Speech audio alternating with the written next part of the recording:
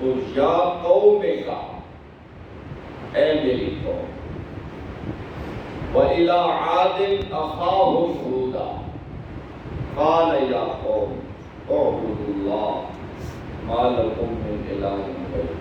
قوم عاد کی طرف ان کے بھائی حضرت ہود علیہ السلام کو بھیجا گیا۔ انہوں نے کیا کہا جی؟ یا قوم اے میری قوم، اعبدوا اللہ عبادت کرو اللہ تعالیٰ کی، ما لکم من الہ غیرہ اللہ تعالیٰ کے علاوہ کوئی الہ نہیں۔ وَإِلَىٰ ثَمُودَ أَخَاهُمْ صَالِحًا، ہم نے بھیجا قوم ثمود کی طرف ان کے بھائی حضرت صالح علیہ السلام۔ حضرت صالح علیہ السلام نے جب دعوت کا آغاز کیا تو کیا کہا؟ یا قوم اے میری قوم، اعبدوا اللہ عبادت کرو تم اللہ تعالیٰ کی، ما لکم من الہ غیرہ اللہ کے علاوہ کوئی الہ نہیں۔ وَإِلَىٰ مَدْيَنَ أَخَاهُمْ شُعَيْبًا، قوم مدین کی طرف ہم نے حضرت شعیب علیہ السلام کو بھیجا۔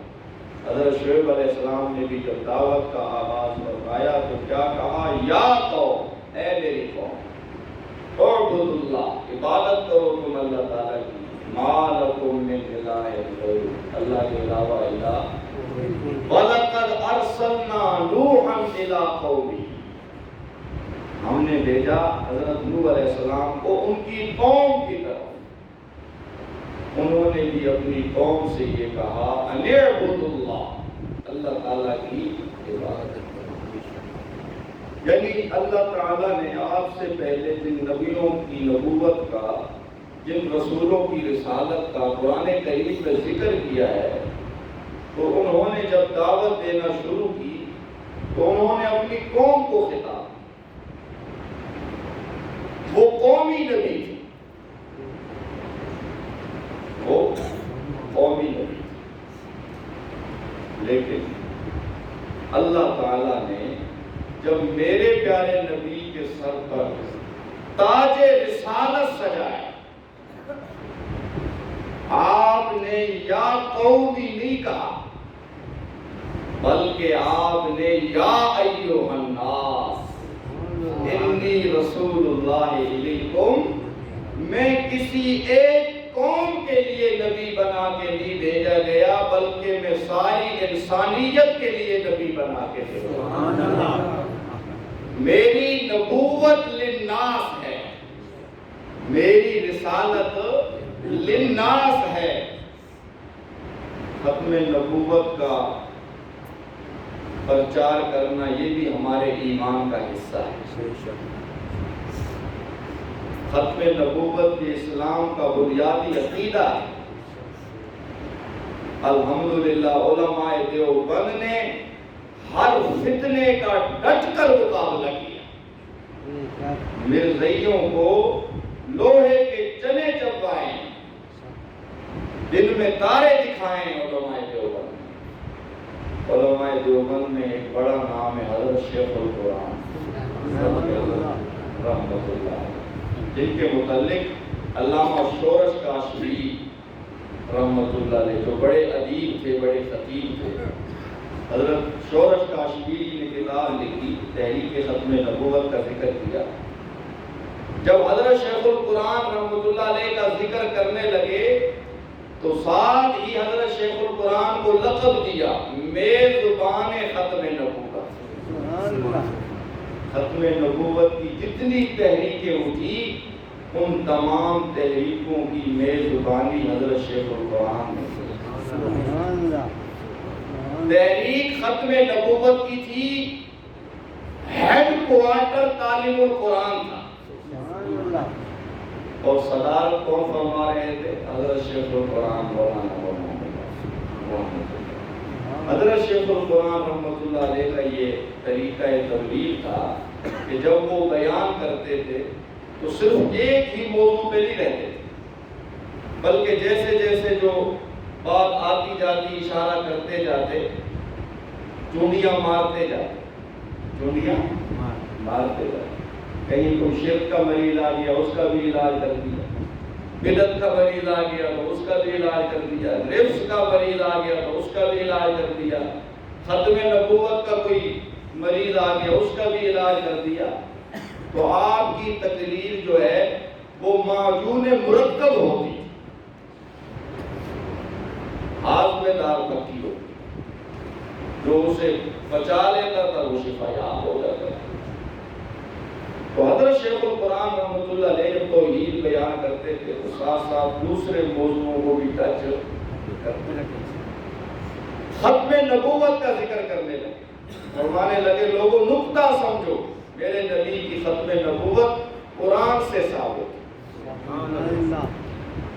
اللہ تعالیٰ نے میرے نبی کی کتاب کا ذکر کیا، قرآن پاک کا، اللہ تعالیٰ فرماتے ہدی للناس، قرآن ساری انسانیت کے لیے۔ اللہ تعالیٰ نے میرے نبی کے قبلے کا ذکر کیا، ان اول بیت وضع للناس، بیت اللہ قبلہ ساری انسانیت کے لیے۔ اللہ تعالیٰ نے میرے نبی کی امت کا ذکر کیا، کنتم خیر امت اخرجت للناس، یہ امت پوری انسانیت کے لیے۔ اور اللہ تعالیٰ نے جب میرے نبی کی رسالت کا ذکر کیا تو فرمایا وما ارسلناک الا کافۃ للناس، میرے نبی کی رسالت ساری انسانیت کے لیے۔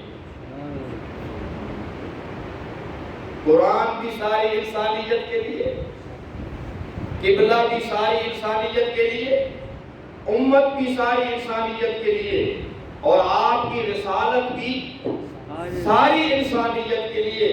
لوگوں ختم نبوت کا عقیدہ سمجھو، قرآن کے بعد دوسری کتاب کوئی نہیں، کعبہ کے بعد دوسرا قبلہ، اس امت کے بعد دوسری امت، اور میرے نبی کی رسالت کے بعد دوسری رسالت۔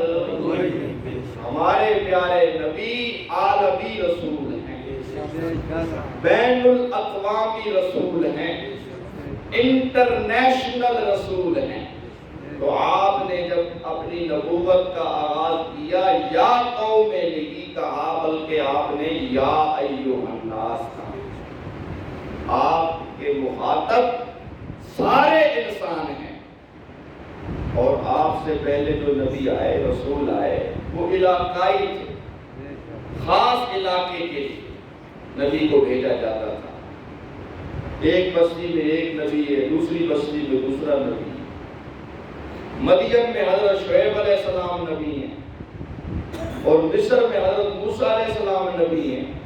ایک ہی وقت میں اللہ تعالیٰ نے تین نبی بھی بھیجے۔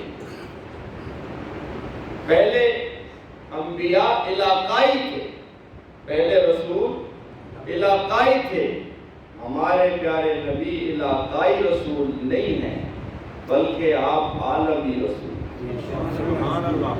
پورے عالم کے انسانوں کے لیے، مشرق و مغرب، شمال و جنوب، سارے عالم کے لیے آپ رسول بن کر آئے۔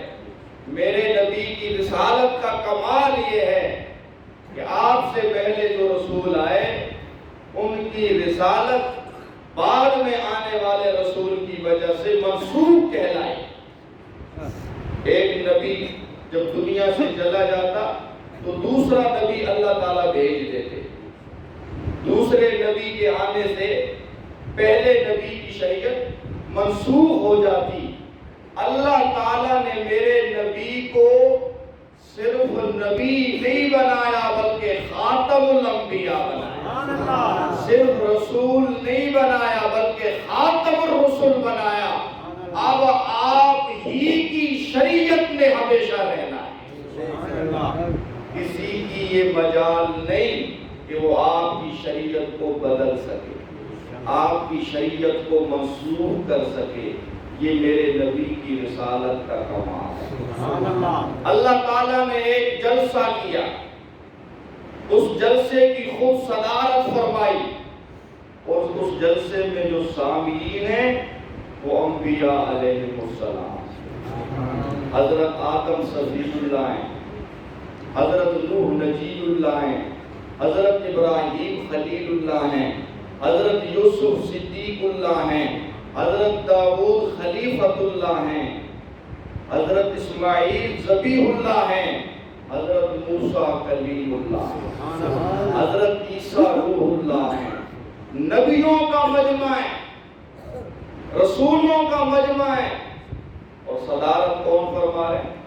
اللہ رب العالمین، اللہ احکم الحاکمین، اللہ ذو القوت المتین، کائنات کا خالق، مالک، رازق، پالن ہار، داتا، معبود، مسلوب، حاجت روا، مشکل کشا، اللہ تعالیٰ خود جلسے کی صدارت فرمائے۔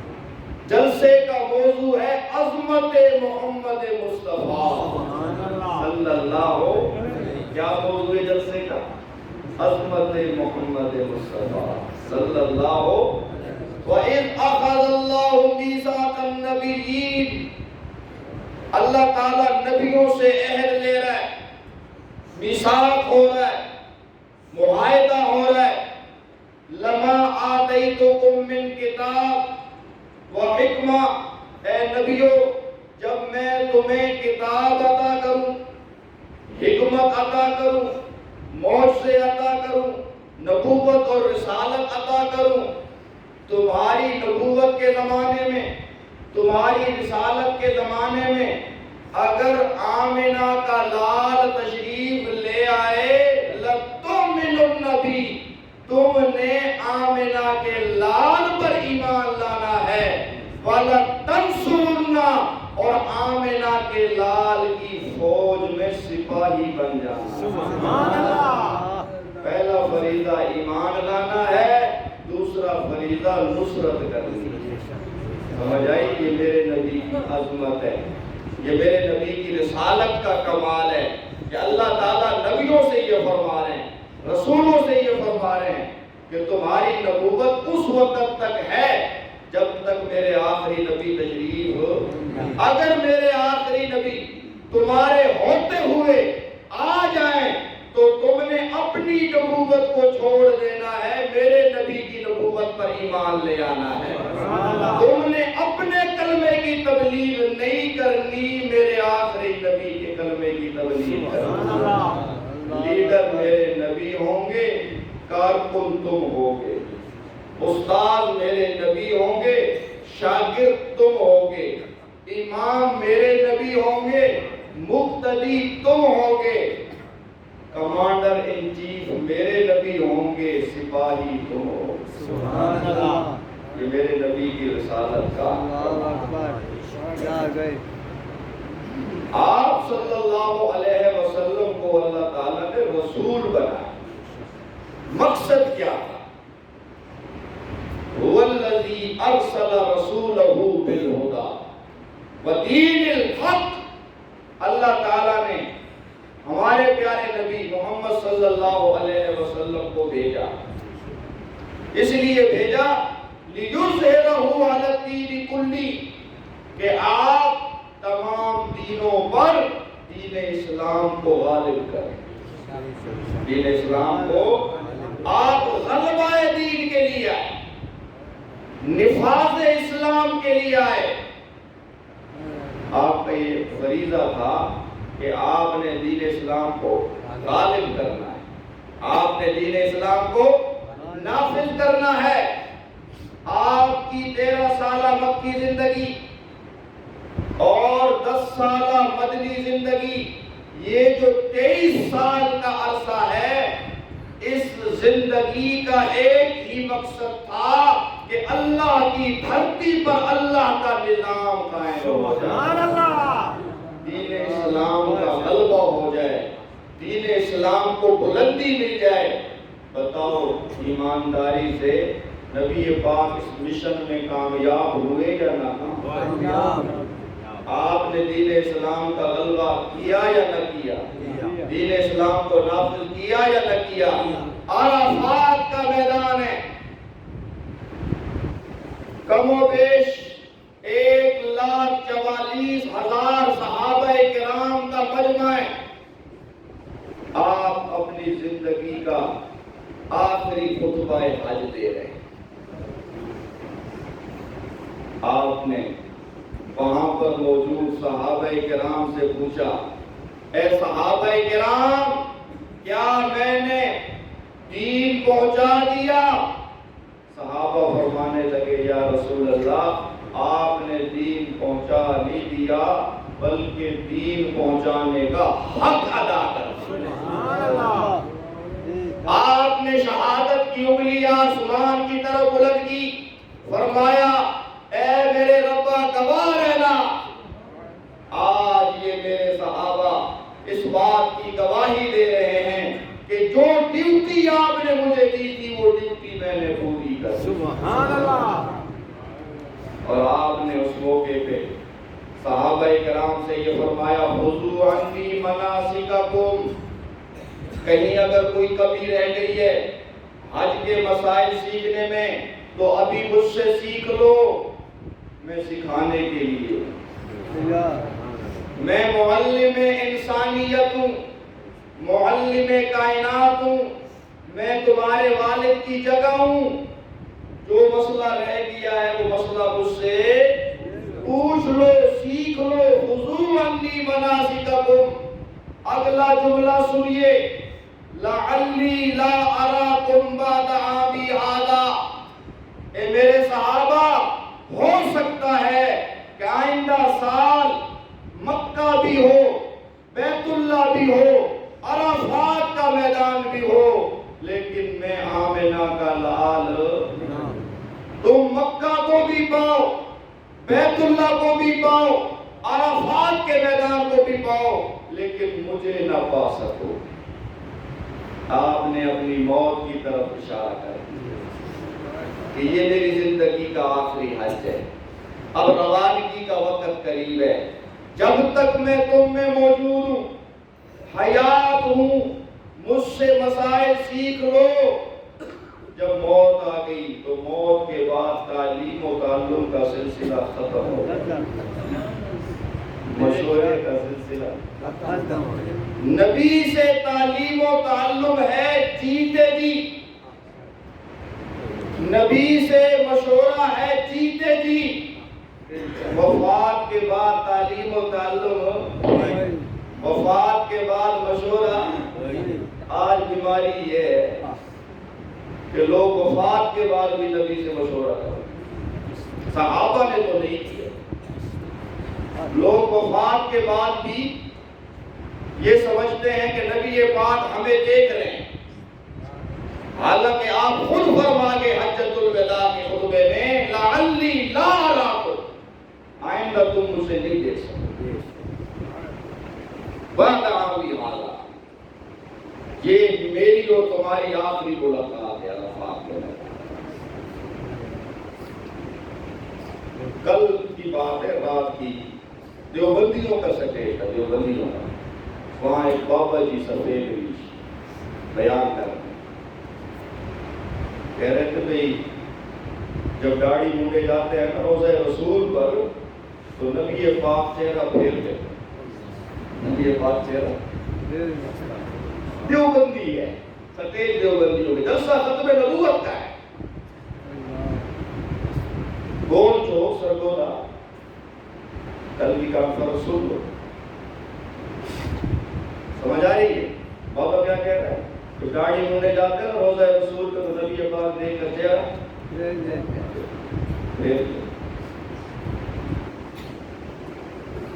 یہ نبی پاک کی گستاخی، سمجھ آئی؟ خود داڑھی منڈوں کے جھرپٹ میں بیٹھ کے تقریر کر رہا ہے، نبی پاک تو منہ پھیر دیتے، تو کیوں منہ نہیں پھیرتا؟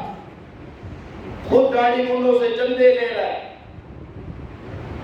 نبی پاک تو منہ پھیر رہے ہیں اور تو سے چندے لے رہا ہے۔ نبی پاک ہمارے لیے اسوہ ہے یا کوئی نہ، نمونہ ہے یا کوئی نہ؟ اگر بات اسی طرح ہے جیسے وہ کہہ رہا ہے کہ روزے پہ جاؤ داڑھی نہ ہو تو نبی پاک کو پھیر دیتے ہیں،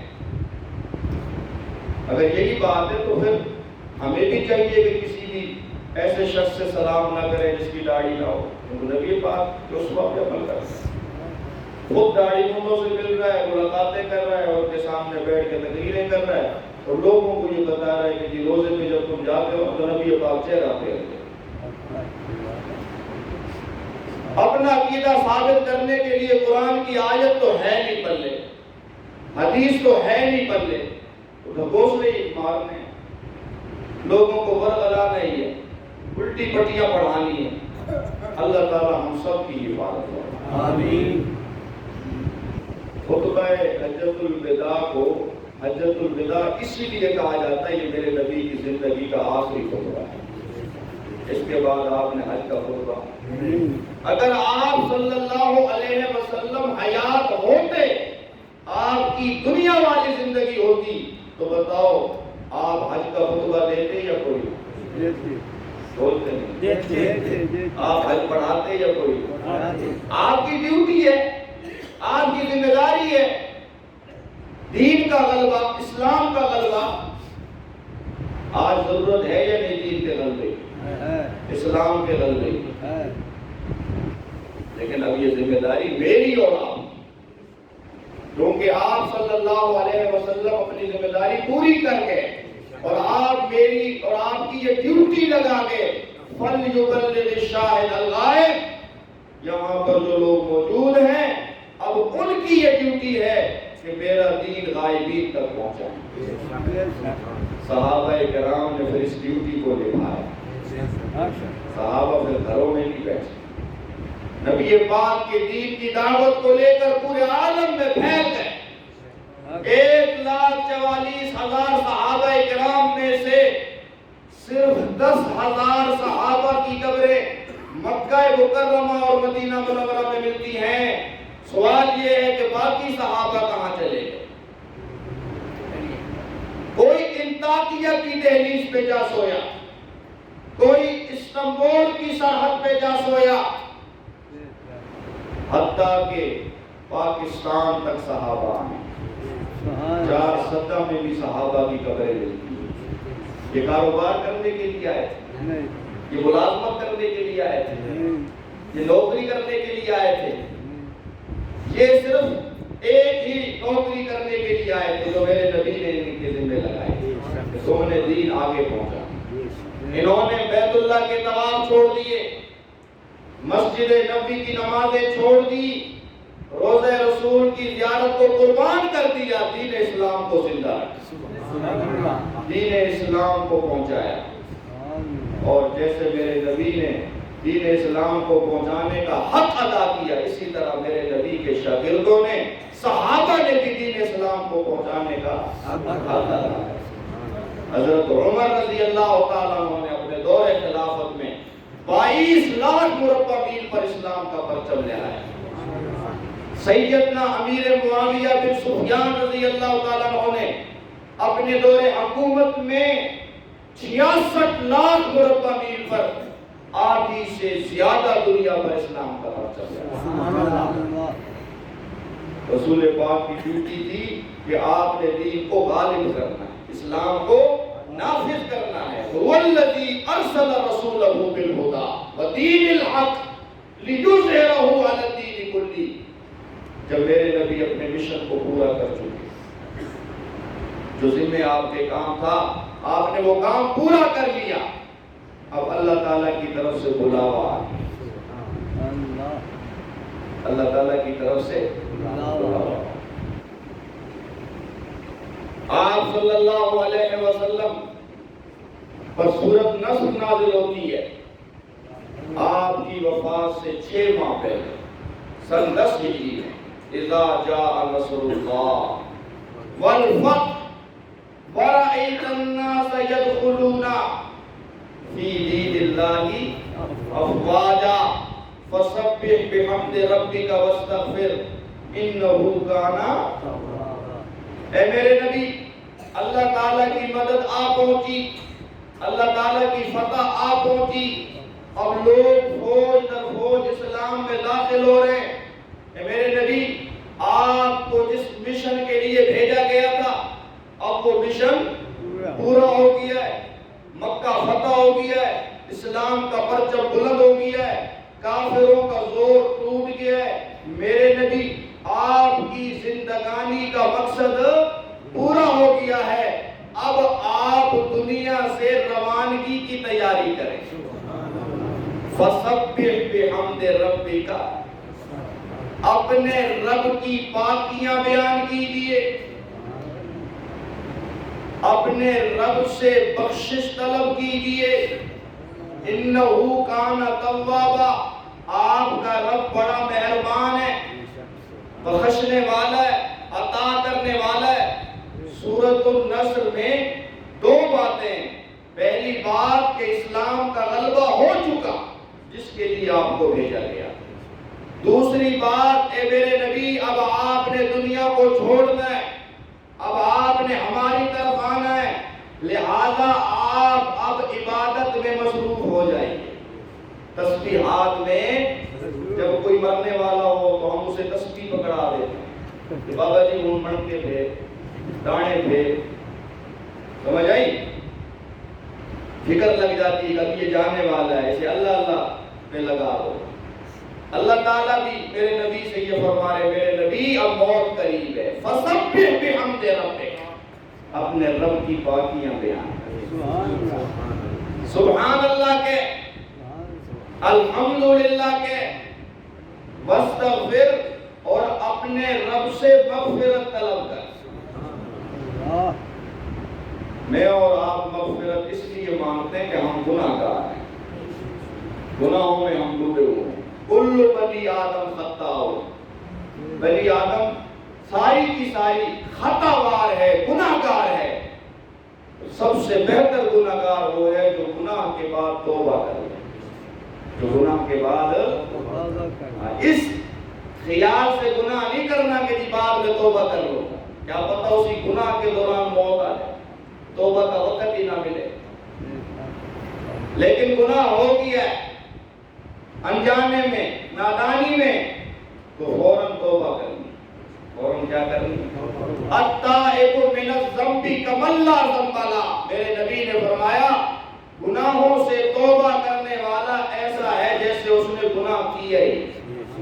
توبہ سے گناہ معاف ہو جاتے ہیں، توبہ سے گناہ معاف ہو جاتے ہیں. گناہ بھی وہ جن کا تعلق اللہ تعالیٰ کے حقوق سے ہے، نہ کہ بندوں کے حقوق سے. سمجھ آئی؟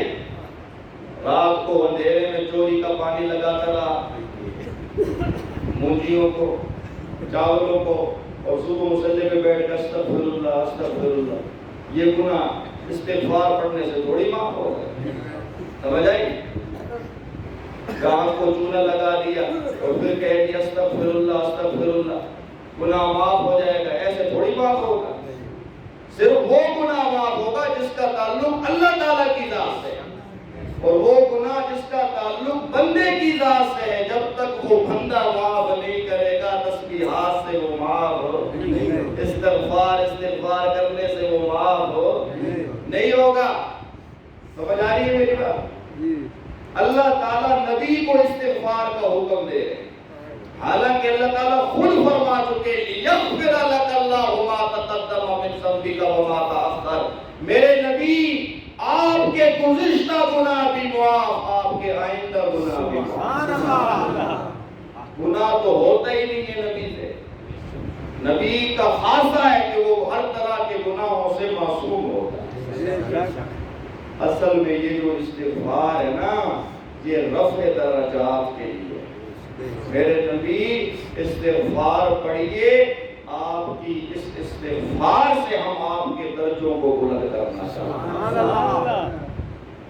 میرے نبی سے بڑھ کر کوئی عبادت گزار، میرے نبی سے بڑھ کر کوئی متقی، میرے نبی سے بڑھ کر کوئی پرہیزگار، فرما بردار، ایماندار نہ آیا ہے نہ آئے گا. میرے نبی کی ساری زندگی سراپا عبادت ہے، بے کرے تسبیح و تحمید ہے. لیکن اس کے باوجود اللہ تعالیٰ فرما رہے میرے نبی اور عبادت کا، اور تسبیح کا، عبادت میں اضافہ کر.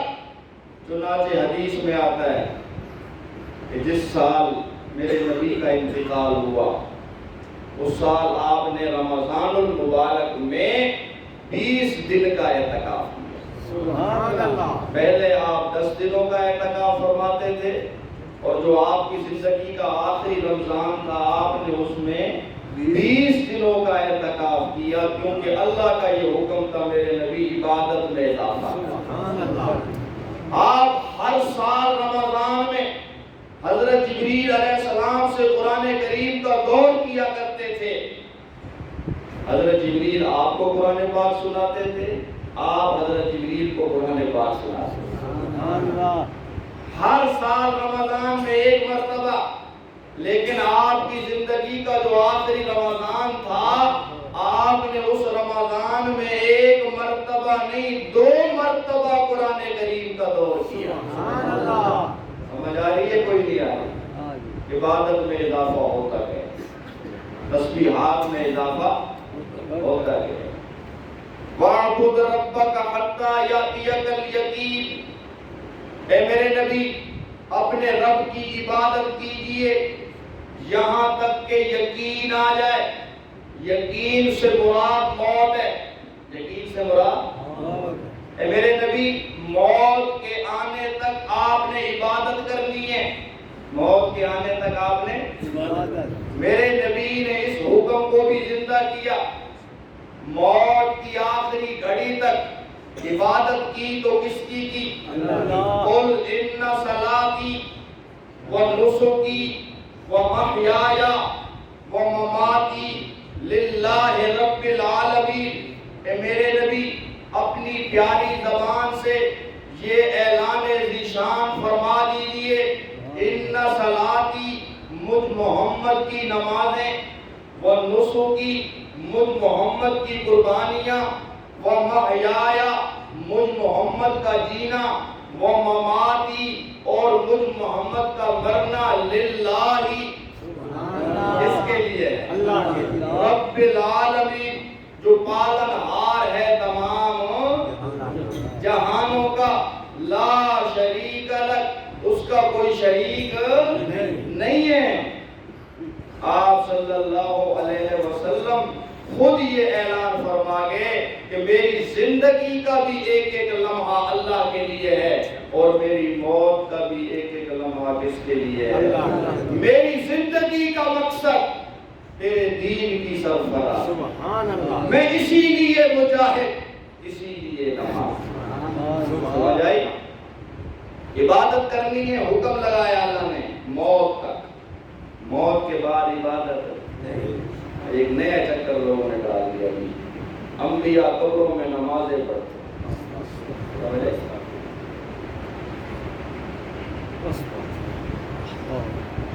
فقہ جعفریہ والوں نے کہا کہ انبیاء کی قبروں میں بیویاں پیش ہو۔ انہوں نے کہا ہم کیوں پیچھے؟ انہوں نے کہا کہ انبیاء نمازیں پڑھتے ہیں۔ اللہ فرما رہا ہے میرے نبی عبادت کا وقت موت تک ہے، جب موت آ جائے تو پھر عبادت۔ اگر کوئی حوالہ ہے قرآن پاک سے تو پیش کرو، ہم ماننے کے لیے تیار ہیں۔ اگر کوئی حوالہ ہے سیاہ ستہ سے پیش کرو، ہم ماننے کے لیے تیار ہیں۔ کسی صحیح سند کے ساتھ، صحیح متن کے ساتھ کوئی ایک روایت لے آؤ جس سے یہ ثابت ہوتا ہو کہ بعد وفات بھی انبیاء قبروں میں نماز پڑھتے ہیں۔ اگر تم رافضیوں کی روایتیں لے کر ہمارا منہ چڑھاؤ گے تو ہم یہ تمہاری روایتیں تمہارے منہ پہ ماریں۔ روایت لانی ہے تو سیاہ ستہ سے لاؤ، آیت لانی ہے تو قرآن سے لاؤ۔ عقیدے کے مسئلے میں قرآن کی آیت چلتی ہے، حدیث متواتر چلتی ہے، ہر حدیث نہیں چلتی۔ اور ایک بات حدیث ہو بھی نہ، نبی پاک کے ذمہ لگائی جائے، اسے حدیث بنا کر پیش کیا جائے۔ جیسے حدیث کا انکار کفر ہے، ایسے ہی اپنی بات پر حدیث کا لیبل لگانا یہ بھی ہے یا کوئی نہ ہے؟ قرآن کا مسئلہ آ گیا، ہم نے یہ دیکھنا قرآن میں کیا ہے۔ قرآن میں مسئلہ واضح ہے، عبادت میرے نبی جیتے جیے، موت آ گئی تو عبادت کا وقت۔ اذا مات الانسان، حدیث ہے، انقطع عملہ، انسان مر جاتا ہے، اعمال کا سلسلہ ختم ہو جاتا ہے۔ محترم دوستو بزرگوں، آپ صلی اللہ علیہ وسلم پر سورۃ النصر نازل ہوئی۔ سورۃ نصر سے یہ پیغام دیا گیا میرے نبی اب موت کا وقت نہیں ہے، اب آپ نے ہماری طرف عبادات میں زیادتی کیجیے، تسبیحات میں زیادتی کیجیے۔ چنانچہ آپ صلی اللہ علیہ وسلم کی وفات قریب ہوتی گئی اور آپ اس دوران اپنی امت کو سمجھاتے رہے، واضح و نصیحت کرتے رہے جیسے جانے والا سمجھاتا۔ ایک مقام ہے غدیر خم، وہاں صحابہ کرام موجود ہیں، تو آپ نے صحابہ کرام سے فرمایا انما انا بشر، میں بشر ہوں، میں کیا ہوں جی؟ کہیں آپ نے پوری ذخیرہ احادیث کھنگال نے، کہیں آپ نے یہ نہیں فرمایا انما انا نور، انما انا بشر، میں بشر ہوں، یوشک ان یأتینی رسول ربی فأجیب، قریب ہے کہ اللہ تعالیٰ کی طرف سے بلاوا آ جائے اور مجھے جانا پڑتا ہے۔ سمجھ آئی؟ آپ یہ غدیر خم کے مقام پہ فرما رہے ہیں، تو ساتھ ہی آپ نے فرمایا کاغذ لاؤ، قلم لاؤ، میں ایک تحریر لکھوانا چاہتا ہوں۔ حضرت عمر رضی اللہ تعالیٰ عنہ نے جواب دیا حسبنا کتاب اللہ، ہمارے لیے اللہ تعالیٰ کی کتاب، عرفات میں قرآن پاک کی آخری آیت اتر چکی، اليوم اکملت لکم دینکم واتممت علیکم نعمتی ورضیت لکم الاسلام دینا۔ اے میرے نبی، اللہ تعالیٰ عرفات کے میدان میں آپ کی ذات پر دین کی تکمیل کا اعلان کر چکے اور آپ ہمیں یہ سمجھا چکے کہ لوگوں میں دو چیزیں چھوڑ کے جا رہا ہوں، کتاب اللہ اور سنت رسول اللہ، ان دونوں کو مضبوطی سے تھام لینا، تمہیں کسی اور چیز کی کوئی ضرورت نہیں، تمہیں میرے بعد کوئی بھی فتنہ گمراہ نہیں کر سکتا۔ حضرت عمر رضی اللہ تعالیٰ عنہ سمجھ گئے کہ نبی پاک ہمارا امتحان لینا چاہتے ہیں کہ آیا انہیں خطبہ حجۃ الوداع کا سبق یاد ہے یا کوئی نہ، آیا قرآن کے بعد یہ کسی اور تحریر کی طرف جائیں گے یا کوئی نہ۔ تو حضرت عمر رضی اللہ تعالیٰ عنہ 100 میں سے 100 نمبر لے کر پہلی پوزیشن لے۔ سبحان اللہ۔ حضرت عمر نے فرمایا یا رسول اللہ کسی اور تحریر کی ضرورت نہیں۔ یار لوگوں نے یہاں سے اپنی بات نکالی کہ جی نبی پاک غدیر خم پر قلم دوات اس لیے منگوا رہے تھے تاکہ آپ حضرت علی کی خلافت لکھتے کہ میرے بعد خلیفہ کون ہوں گے، آپ حضرت علی کی خلافت لکھوانا چاہتے، آپ حضرت علی کی۔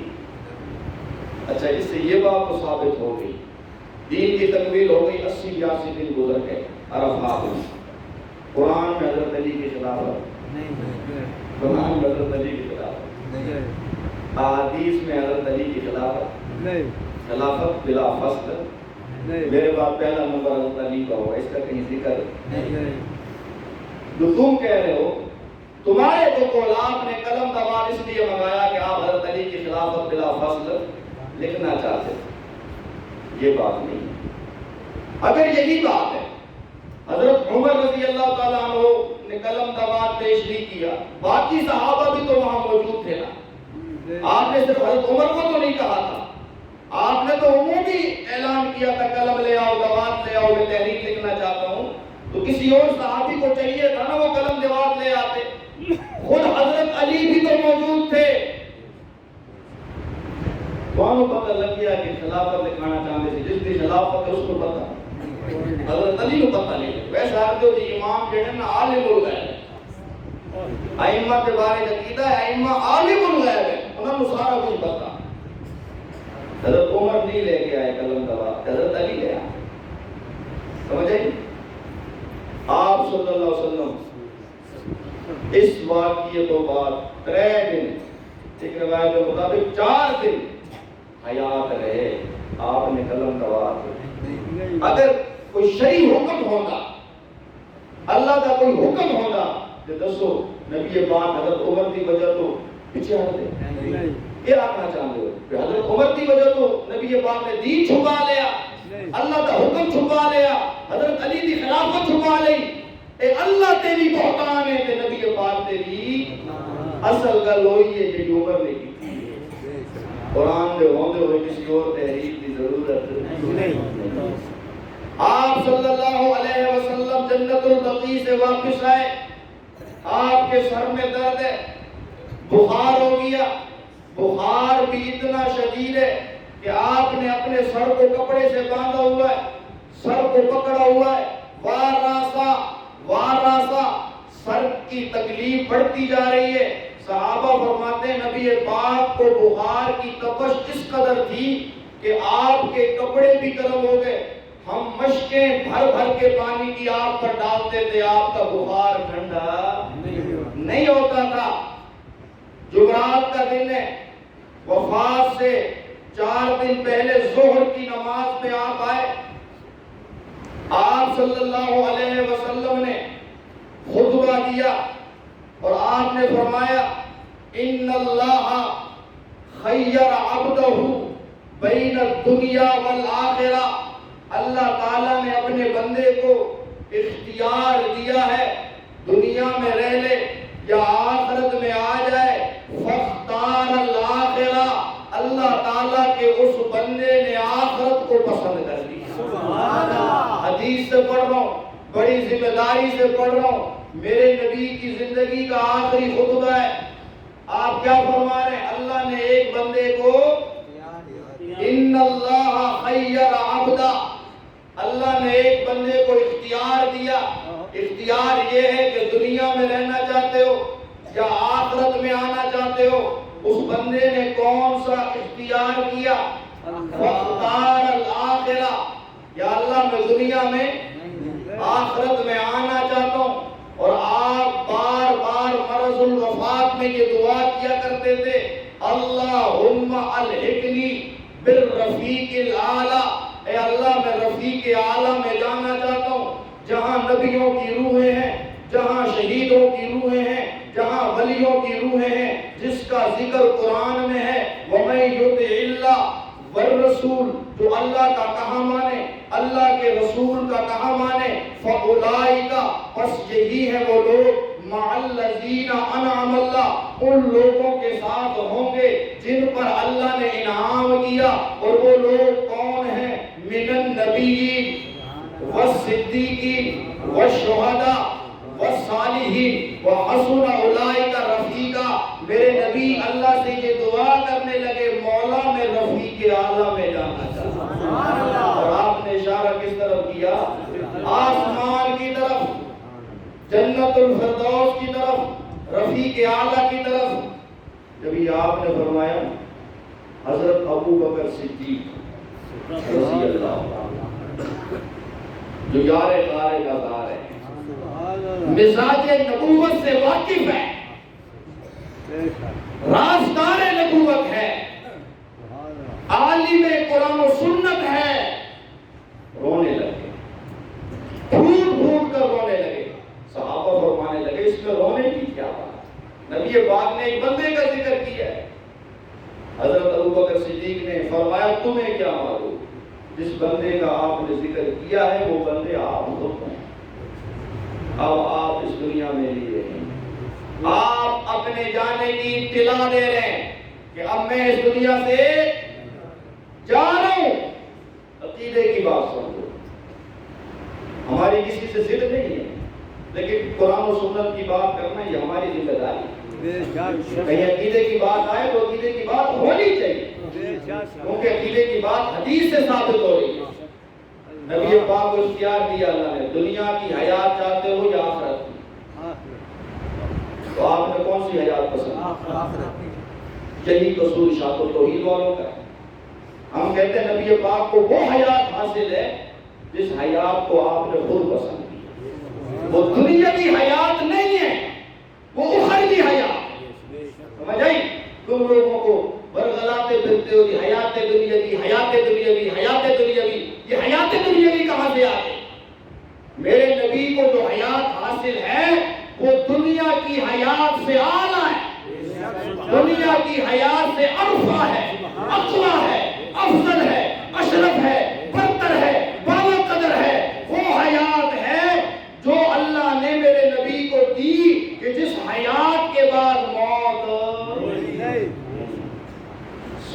النصر اتری نا، سورۃ النصر اتری، حضرت عمر رضی اللہ تعالیٰ عنہ نے حضرت ابن عباس سے پوچھی. حضرت ابن عباس مفسر قرآن، ترجمان القرآن، کہ اللہ تعالیٰ سورۃ النصر میں کیا فرما رہے ہیں؟ تو حضرت ابن عباس رضی اللہ تعالیٰ نے فرمایا اللہ تعالیٰ سورۃ النصر میں نبی پاک کی موت کا پیغام دے. اجل رسول اللہ، اجل کہتے ہیں موت کو. سورۃ النصر میں کیا ہے؟ رسول پاک کی موت کا. پھر خود آپ اپنی زبان سے یہ فرما رہے ہیں اب دنیا سے جانے کا وقت، ساتھ ساتھ امت کو نصیحتیں کر رہے ہیں. لعن اللہ اليہود والنصارى اتخذوا قبور انبیائهم مساجدا. اللہ کی لعنت ہوئی یہودیوں پر، اللہ کی لعنت ہوئی عیسائیوں پر. کیوں؟ اتخذوا قبور انبیائهم مساجدا، کہ انہوں نے اپنے نبیوں کی قبروں کو سجدہ گاہ بنا دیا. ان کی قبروں کو، نبیوں کی قبروں کو. سارے ولی غوث خود اب جمع ہو جائیں، نبی کی عظمت کا مقابلہ نہیں کر سکتے. آج ایک ہمارا بھی لیڈر ہے جو آج ہمارے نوجوانوں کے دلوں میں گھس گیا ہے. سیاست اپنی جگہ ہے، عقیدہ اور نظریہ سمجھو. جب نبی کی قبر کو سجدہ جائز نہیں تو پھر پاک بطن والے بابے کی قبر کو بھی سجدہ نہیں. عمران خان نے سجدہ کیا ہے تو سجدہ جائز ہو گیا ہے. دلیلیں دیتے ہو، تعویلیں کرتے ہو. سجدہ نہیں کیا تھا جی، بوسہ دیا. مویا نہیں اکڑا، گلوئی ہوگی نا، مویا نہیں اکڑا ہے جی. میں سجدہ حرام ہے، بوسہ حرام. بوسہ دے کے چنگا کام کیتا. سمجھ آ رہی ہے کوئی نہیں آ رہی؟ میرے نبی فرما گئے نبی دی قبر کو سجدہ کرنا اے بھی لعنتی عمل ہے. سمجھے؟ قبر نبی دی ہوئے تو بندہ سجدہ کرے تو اس دے رحمت نہیں، اس دے لعنت ہے. سمجھے؟ آپ فرما گئے اللہم لا تجعل قبری وثنا، اے اللہ میری قبر کو بت نہ بنا. یوبت، جو اس کی پوجا شروع ہو جائے. عقیدے کی گل سمجھو. میرے نبی نے فرمایا اللہ میری قبر کو بت نہ بنا. معلوم ہونا قبر بھی بت بن جاتی ہے جس وقت قبر کی پوجا شروع ہو جائے. قبر کی پوجا شروع ہو جاوے تو قبر بھی کے بن جاتی ہے. میرے نبی نے فرمایا اللہ میری قبر کو بت نہ بنانا. معلوم ہویا قبر پرستی بھی بت پرستی، قبر پرستی بھی بت پرستی ہے. اگلی گل سنو، جیویں بت ویکھدا نہیں، جیویں بت جاندا نہیں، جیویں بت سندا نہیں، ایویں ہی مردہ جاندا بھی نہیں، ویکھدا بھی نہیں اور سندا بھی نہیں. سمجھ آ رہی ہے کوئی نہیں آ رہی؟ آپ نے فرمایا اللہ میری قبر کو بت کہ اس کی عبادت شروع ہو جائے. کہ آپ نے جاندے جاندے اس اعلان کا بھی اظہار کیتا جس اعلان دے نال آپ دی رسالت کا آغاز ہویا. سبحان اللہ. لا الہ الا اللہ الا ان للموت سکرات. سبحان اللہ، سبحان اللہ. میرے نبی دی رسالت کا آغاز ہویا. پہلا دن نے آپ نے فرمایا لا الہ الا اللہ تفلحو. لوگوں کہو اللہ کے سوا الہ کوئی نہیں ہے، کامیاب ہو جاؤ گے. اللہ کی توحید کا نغمہ سنایا، دلیل اپنی زندگی کو بنایا. فرمانے لگے اے